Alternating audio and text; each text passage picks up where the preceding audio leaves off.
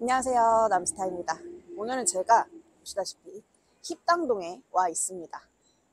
사실 신당동 관련된 유튜브 영상이 워낙 많이 있고 상권 분석 관련된 영상들도 많아서 이미 익숙하고 잘 알고 계실 거라고 생각해요. 그래서 오늘은 맛집이나 뭐 이런 얘기를 하기보다는 신당동 일대 건물 투자를 생각하시는 분들이 어떻게 접근하는 게 좋을지, 그리고 최근 거래된 건물들은 어떤 건지 그런 것들 위주로 좀 체크해 보려고 합니다. 워낙 이 신당동이 핫플레이스로 떠오르면서 건물 투자자들한테도 관심 있는 지역 중 한 곳으로 자리를 좀 잡다 보니까 최근에도 거래가 꾸준히 일어나고 있습니다. 요즘 이 힙당동이라고 불리는 지역이 사실 행정구역으로 따지면 신당동만 있는 건 아니에요. 오히려 핫플이라고 사람 몰리는 곳은 이제 신당동이 아니고 흥인동이랑 황학동 쪽이죠. 신당역 인근 중앙시장 주변 상권이 확장되면서 그냥 신당동이라는 대명사로 불리고 있는 거죠. 신당동 하면 원래 떡볶이였잖아요. 근데 그건 이제 라떼 시절 얘기가 됐고 계속 변화하고 있는 신당동의 요즘을 한번 보겠습니다. 일단 오늘 남스타 로드뷰 코스를 먼저 말씀드리면 이 신당동을 힙당동으로 만든 주역들이 있는 곳부터 시작을 좀 할 겁니다. 주신당, 아포트캐리, 심세정 다 몰려있는 곳이죠. 그리고 가구단지 쪽은 패스하고 중앙시장을 빠르게 통과해서 최근 거래가 많이 일어나고 있는 골목 라인으로 내려오면서 올해 거래된 건물들 좀 보여드릴게요. 이 골목에 주신당, 그리고 저 안쪽으로 한이칼국수가 있고 하나 이면에 아포트캐리, 심세정 같은 카페들이 위치하고 있죠. 딱 보면 이게 왜 핫플레이스라고 유명한 거지? 이런 외관이? 이런 생각 드실 수 있어요. 근데 요즘은 자영업 하시는 분들이 옛날처럼 무조건 사람 많고 역 가깝고 목 좋은 자리에 차려야 가게가 잘 된다, 이런 컨셉 자체가 아니죠. SNS 발달 덕분에 내 가게가 어디에 있든 잘 보이지도 않는 막 후미진 골목에 있어도 위치와는 크게 상관없이 어디든 찾아오게 만드는 가게들이 많아지고 있죠. 그래서 간판도 없고 막 진짜 사람 잘 안 다니는 골목이라고 해도 핫한 상점들이 생겨나고 있습니다. 사실 옛날처럼 스마트폰도 없고 지도 어플이나 내비가 없었으면 꿈도 못 꿀 일이죠. 어딘 줄 알고 여기를 찾아가겠어요. 그땐 진짜 목 좋은 자리가 곧 가게의 성패를 가르는 가장 중요한 부분이었겠지만 지금은 많이 바뀌고 있죠. 오히려 적은 자본으로 창업하기에는 유명한 상권에 비싼 임대료 내고 들어가는 것보다 임대료 저렴한 곳들이 더 접근하기가 좋잖아요. 그렇게 하나둘 임대료 저렴한 골목에 상점들이 들어서고 SNS상에서 입소문을 타고 유명해지면서 그 거리가 상권화되고 점점 확장되는 그런 형태로 지금 계속 유행 상권들이 만들어지고 옮겨 다니고 있습니다. 힙당동도 이런 점포들이 유명해지고 하면서 상권을 유행을 시킨 거죠. 그러다 보니까 이 일대 임대료 정말 많이 올랐죠. 이제 중앙시장 쪽으로 가다 보면 가구단지 일대랑 상점들이 좀 섞이는, 혼합되는 모습들이 보입니다. 요즘 주요 타겟층인 MZ세대들은 획일화된 네모반 듯한 건물들이 쭉 막 늘어서 있는 거리보다 이런 좀 낯설고 생소한 느낌의 거리들을 더 선호하는 것 같아요. 이런 곳에 맛집이 있다고? 좀 이런 느낌? 이제 좀 빠르게 걸어서 중앙시장을 한번 통과해 보겠습니다. 우리가 생각하는 전통시장에 약간 요즘 느낌 한 스푼 더한 느낌의 시장이 됐다고 할 수 있죠.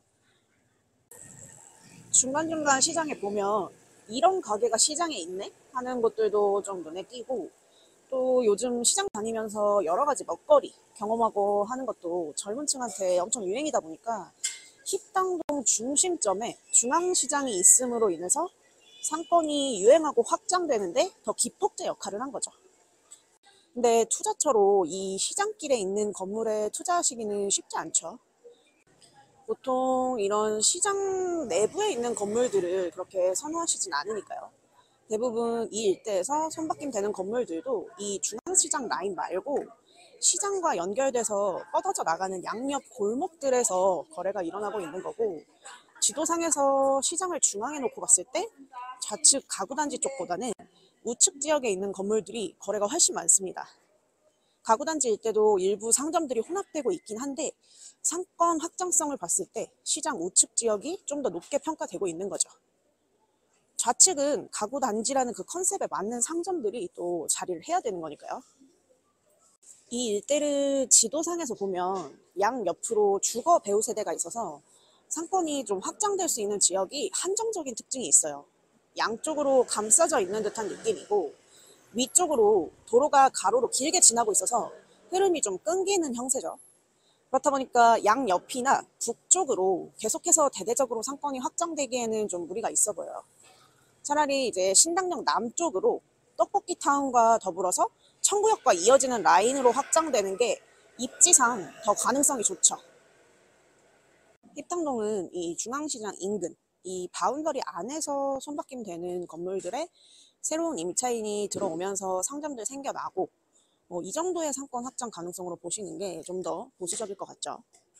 예를 들어서 성수동처럼 연무장길 주변으로 상권이 계속 넓게 확장되거나 하기에는 지리적으로 좀 제약이 있을 수 있다라는 거를 비교해서 캐치하시면 좋을 것 같고요. 이렇게 시장 나오자마자 대로가 횡으로 가로지르고 있기 때문에 약간 끊기는 형세라고 말씀을 드렸던 거고요. 이제 중앙시장 나와서 거래된 건물들 있는 쪽으로 가보겠습니다. 대로에서 꺾어서 조금만 들어가다 보면 거래된 건물이 나옵니다. 이 약간 앞에 연두빛이 나고 있는 이 건물이 지난달 2월에 거래된 건물입니다. 매매가 20억에 거래가 됐고 대지 40평에 연면적 132평 4층짜리 건물인데요. 평당 5천만 원에 거래가 됐죠. 86년도에 지어져서 진짜 누가 봐도 그냥 노후화된 일명 썩은 건물이죠, 진짜.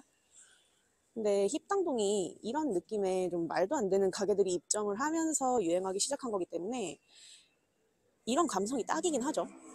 오히려 이런 골목에 막 삐까뻔쩍한 신축 건물 지어놓는 것도 안 어울릴 수도 있어요. 최소한의 비용으로 임차 받을 수 있을 정도로만 수선해서 이 감성을 좀 살려서 임차 받는 게 어떻게 보면 더 어울리고 유리한 방향일 수 있죠. 전체 근생 건물이라 매수하기 좀 용이하셨을 것 같고 이 일대에서 거래되고 있는 건물 금액대 자체가 지금 다 이런 소액대예요. 여기가 지금 전부 다 일반 상업지역이잖아요. 근데 도심이 형성된 지 오래된 곳이다 보니까 필지들도 좀 작게 쪼개져 있고 소규모 건물들 위주로 되어 있어서 소액 투자자들의 성지처럼 좀 되고 있는 것 같아요. 이 건물에는 또 어떤 임차가 맞춰질지 새로운 화풀로 떠오를 수 있을지 기대가 좀 되네요. 좀 더 걷다 보면 또 거래된 건물이 나옵니다. 지금 앞에 왼쪽에 보이는 이 빨간 벽돌 건물인데요. 이 건물은 올해 1월에 거래가 됐는데요. 매매가 15억, 평당 6,200만 원 선에서 거래가 됐습니다. 방금 본 건물보다 더 높은 평당가로 거래되긴 했는데 매매가 자체는 더 작죠. 15억으로. 대지 24평, 연면적 29평. 이 건물도 64년에 준공된 아주 오래된 노후 건물이죠. 앞서 본 건물은 4층이었는데 이 건물은 2층이에요. 오히려 이런 상권 느낌과 건물 컨디션을 고려하면 뭐 이렇게 3층 이상 상부층 임대 맞추는 게 어려울 수도 있는데 이 건물은 2층짜리라 잘 만지면 통으로 임대하기 괜찮을 것 같아요. 이 건물이 22년 6월에 11억 5천에 거래가 됐다가 1년 반 정도 지나서 이번에 15억에 다시 거래가 됐습니다. 이게 정상 매매인지 특수거래인지 실제 내용은 모르겠어요. 그냥 단순 거래가 아닌 것 같기도 한데 아무튼 이 건물도 물론 지금 일반 상업지에 있죠. 근데 이 일대가 일반 상업지여도 그 땅의 가치를 다 풀로 활용하기는 좀 어려운 곳이죠. 구도심이라 필지들이 다 좀 많이 쪼개져 있고 소규모 건물들이 밀집되어 있다 보니까 개발을 하려면 여러 필지를 합쳐서 해야 제대로 건축이 가능하고 할 텐데 문제는 과연 그런 개발 행위들이 이 상권에 어울리는 일인가에 대한 고민이 좀 생기죠. 신축 건물들이 많아지면 많아질수록 지금 이런 노포들의 핫한 상점들 들어서고 그런 느낌이 색다르고 해서 여기가 핫해진 건데 그걸 또 해칠 수 있겠죠. 이런 곳은 신축보다는 약간의 대수선 통해서 활용하시는 게 더 좋을 수 있죠. 그래서 사실 이렇게 상권이 유행하고 확장이 되면 젠트리피케이션이 일어나면서 정말 양날의 검으로 다가오죠. 투자가 성행하고 개발 행위가 일어나고 자연스럽게 임대료가 오르고, 그럼 또 못 버티는 자영업자들은 임대료 저렴한 곳을 찾아서 이동하고, 그러다 보면 상권 특유의 특색을 잃게 되는 경우도 생기고, 그러면서 계속 상권이 돌고 돌게 되는 것 같아요. 그래서 힙당동 이 특색이 유지되기 위해서는 너무 대형 개발 행위가 빈번하게 일어나는 것보다는 이렇게 소액 위주 투자로 약간씩만 변하면서 곳곳에 새로운 상점들이 생겨나는 게 더 좋지 않을까 생각이 됩니다. 이 골목에 그렇게 약간의 건물 수선을 통해서 엑시트한 사례가 있어요. 지금 제 좌측에 보이는 이 건물이 작년에 16억에 거래가 된 건물입니다. 21년도에 10억 3천만 원에 매입하신 분이 22년도에 세입자들도 있는 상태로 정말 최소한의 리모델링을 했어요. 9억 형태 그대로 유지하되 좀 깔끔하게 처리를 한 거죠. 그리고 나서 23년에 16억에 손바뀜 된 사례예요. 제가 앞서 말한 이 힙당동 상권에 어울리는 개발 행위라는 게 이런 방향성이지 않나 싶어요. 이런 방식이 여기 일대에 더 잘 어울리지 않나 하는 생각이 듭니다. 이렇게 힙당동은 소액 건물 투자의 성지가 되고 있습니다. 30억 미만 소액 건물들 위주로 좀 거래가 되고 있죠. 이 힙당동이랑 비슷하게 저금리 때 한창 소액 투자의 성지였던 곳 중 하나가 성동구 송정동이잖아요. 이 송정동 일대도 30억 미만 소액 건물들 거래가 좀 주를 이루죠. 송정동 입지랑 좀 비교를 해보면 여기가 일단 교통편이 훨씬 좋기 때문에 접근성이 좋죠. 신당역이 2호선, 6호선 환승역이고 두 정거장 가면 왕십리역에서 GTX 노선 개통되면 접근성도 더 좋아질 거고요. 그래서 상권 확장 속도나 가능성은 송정동보다는 이 일대가 훨씬 더 탄력적일 겁니다. 지금 송정동도 많이 바뀌고 있긴 하지만 그 속도가 좀 더디거든요.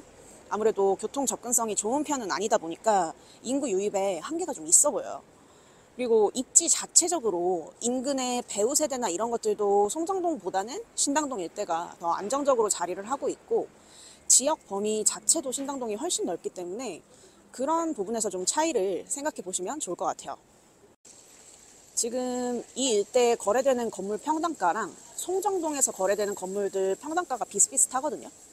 그랬을 때 미래 가치를 놓고 보면 아직 힙당동이 좀 저평가되어 있는 곳들이 있다고 느끼실 수도 있을 것 같아요. 이런 부분들도 같이 참고해서 보시면 더 좋을 것 같습니다. 이렇게 오늘 힙당동을 좀 둘러봤는데요. 사실 이렇게 핫해진 지역에 투자를 생각하실 때에는 물론 입지도 중요하지만 들어가는 가격도 상당히 좀 중요합니다. 특히나 이런 소액 건물들 같은 경우는 장기적으로 가져가시려는 분들보다는 좀 빠른 황금성을 위해서 시드머니를 불려나가는 과정 중 한 단계로 이제 보시는 분들이 많기 때문에 매입 가격이 특히 더 중요할 수밖에 없겠죠. 그래서 너무 막 유행에 쓸려서 객관적인 것들을 놓치게 되면 또 엑시트에서 힘들어지는 경우들이 있으니까 그런 부분들을 잘 고려해서 판단하시면 좋을 것 같습니다. 개인적으로는 이 힙당동이라는 상권이 막 불같이 타올랐다가 확 꺼져버리는 그런 유행 상권이 되기보다는 서울 대표 상권 중 하나로 좀 자리매김을 탄탄하게 해서 롱런할 수 있는 상권이 됐으면 하는 바람이에요. 이제 그렇게 돼야 투자하신 분들도 가치를 보존할 수 있고 또 많은 분들께 좋은 기회가 돌아갈 수 있는 거니까 좀 그렇게 됐으면 좋겠네요. 오늘 영상은 여기까지 하도록 하겠습니다. 서울 주요 지역 내에서 빌딩 투자를 좀 고민하시는 분들 중에서 도움 필요하신 분들은 편하게 연락 주시면 되고요. 남스타였습니다. 감사합니다.